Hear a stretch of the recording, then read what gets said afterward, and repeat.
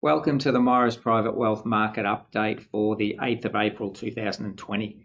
My name's Chris Molloy. I'm the Chief Investment Officer for Morrows Private Wealth, and today we'll provide an update on where markets are at, given a lot has happened since we provided our last update several weeks ago. During March, we saw volatility reach significantly elevated levels that we hadn't seen since the GFC back in 2008.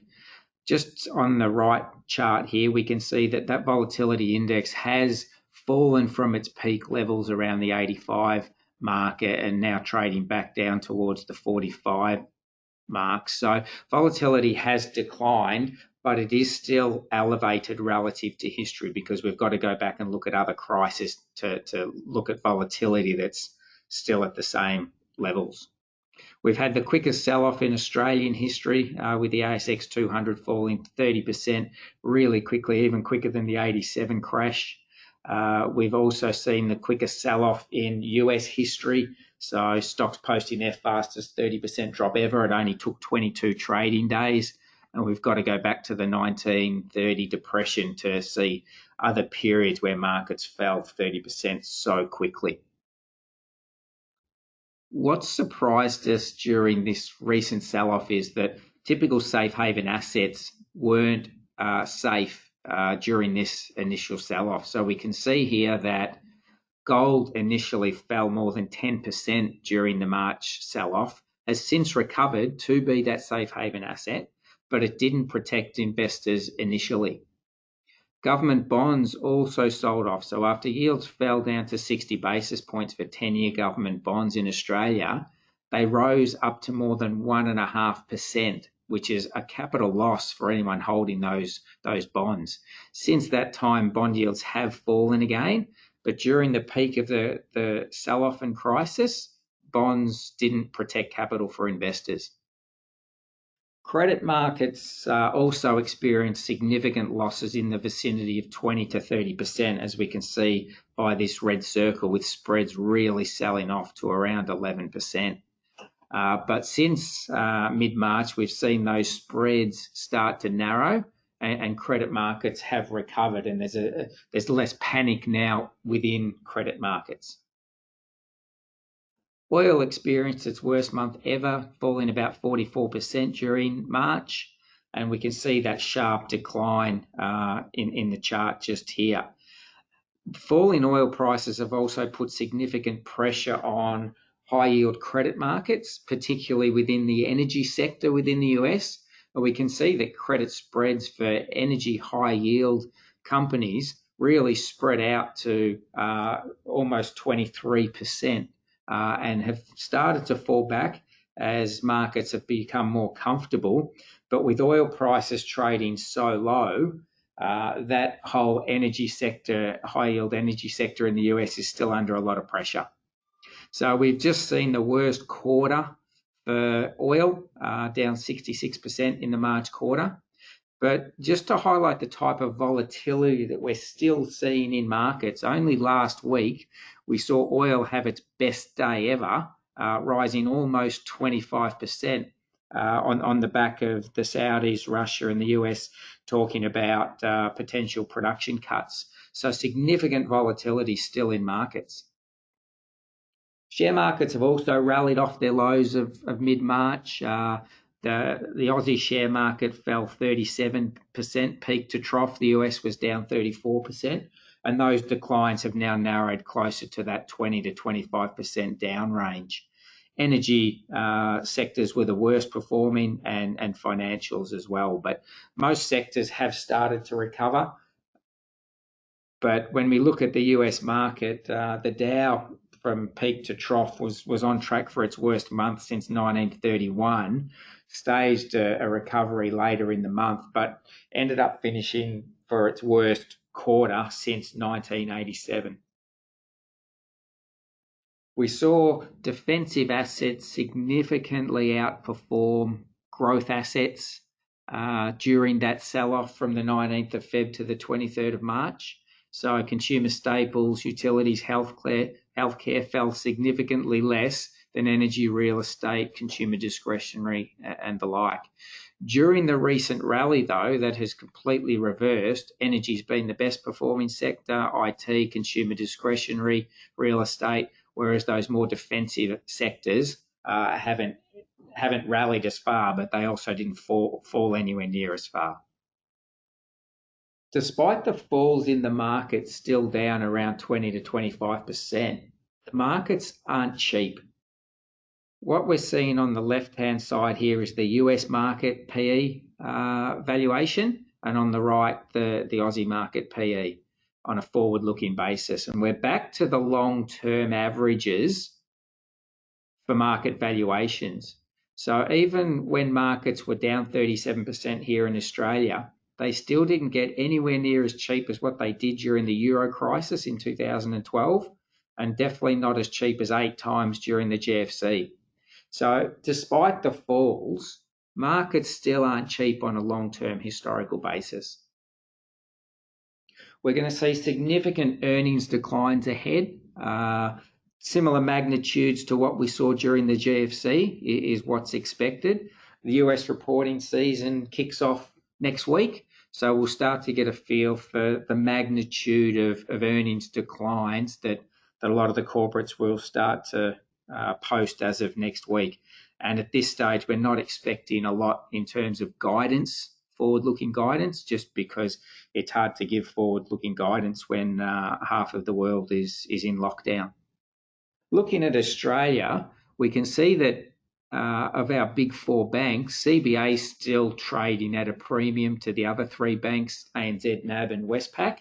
And on average, their valuations are back below those 08, 09 GFC type levels. So they're looking cheap relative to history, but acknowledging that we do still expect to see dividend cuts, they'll probably have to raise capital. There's still some risks around the banks, even though they are looking quite attractive relative to historical valuations. So the question we're asking is, are markets likely to consolidate lower from here? The chart on the left here is showing that peak to trough decline of 37%, and then markets have recovered around 20% off those lows. But when we look at other prior bear markets and recessionary environments, we can see here that the market has sold off quicker than any other period.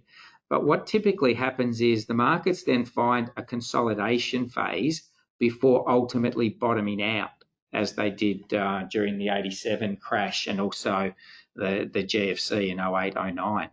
So we don't think that a 1 to 2 month crisis is likely to have seen the bottom of this for markets. So our expectation is that markets will start to consolidate lower and retest those lows seen in mid-March.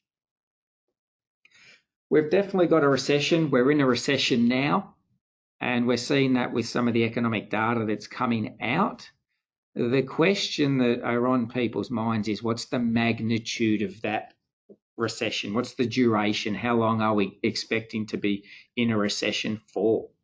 Now, we've seen massive amounts of monetary and fiscal stimulus be provided by central banks and governments around the world.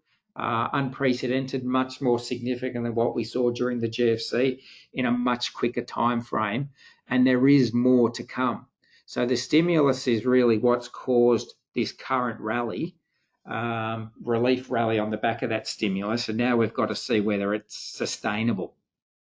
When we look at China, which is where the coronavirus eventuated and started, their economy shut down hard for 12 months, and we saw manufacturing and services absolutely collapse there. But within a month, it's rebounded back to above where it was prior to the crisis. Whether that data is accurate or not remains to be seen, but China looks like it is already on the other side of recovery. The problem we've got is that the coronavirus is now a global pandemic, and it's about to hit, or it is hitting, the rest of the world. So what this is Goldman Sachs forecasting GDP in the US, so negative 9% Q1 and a negative 34% Q2 GDP decline. there's nothing in history that even compares to those kind of declines. So it's really now a matter of, is this a short and sharp type of recession lasting for 2 quarters, or does it extend into Q3 or Q4? Markets are currently pricing just a Q1, Q2 recession, and then a recovery starts to eventuate into Q3 and Q4. Unemployment will be the real key here as to how deep and prolonged this recession could be.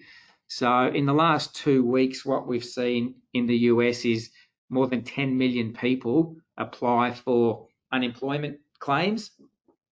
Whereas when we look at the first months of other prior period recessions, the maximum was 2 million people claiming within that first month.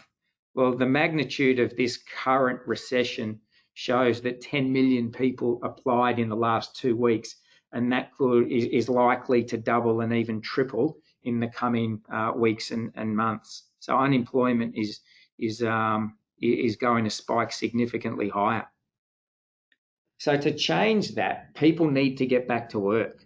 And at this stage, we've got around 50% of the population currently in lockdown, unable to actually go out and be productive in their workplace. Now, plenty of people can work from home, but the magnitude of those job losses is really the result of lockdowns for businesses not being able to trade or open their doors.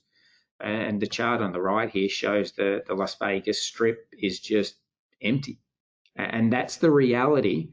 And really, it's a matter of how quickly people can get back to work and the authorities can enable people movement again will determine whether this is a U-shaped recovery or turns into something more prolonged and more likely to be an L-shaped recovery that has longer lasting effects.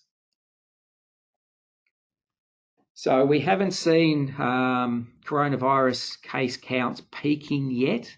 In Australia, we've had some good news that may have turned around by the middle chart there, but globally, we're still seeing case counts rise exponentially.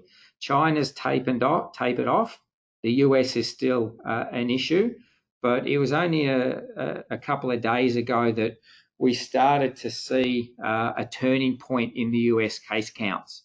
So maybe a short-term chance for optimism that things may be turning around in the US, but it's just too early to make that call right now. So where to from here, just to recap. We're only 1 to 2 months into this crisis, and we don't envisage a V-shaped economic or market recovery. All investment markets reacted savagely to the uncertainty surrounding the coronavirus in March, but central banks and governments came out with massive stimulus policies, and there will be more to come, and that's really then led to a stimulus relief rally, but we remain sceptical that it's sustainable. We're about to see global economic data and corporate earnings collapse through Q1 and Q2 data points. And I think the market broadly expects it, but when we actually see it transpire, then that may just see the next leg down for markets. So we're in a sharp global recession. We've got no visibility about how long it lasts until people can start getting back to work and the lockdowns are removed. In our view, things get worse before they get better, and we're likely to retest the market lows that we saw last month. But out of this crisis will come opportunity, and we've got to be prepared to take advantage of these opportunities because we could potentially see the most compelling valuations in more than a decade. And investors need to be ready to react to those opportunities. We appreciate you taking the time to listen to this update. Given we're in very uncertain times, we'll continue to provide these updates on a fortnightly basis. And please don't hesitate to contact your advisor if you'd like to discuss your portfolio in more detail. Thanks and stay safe.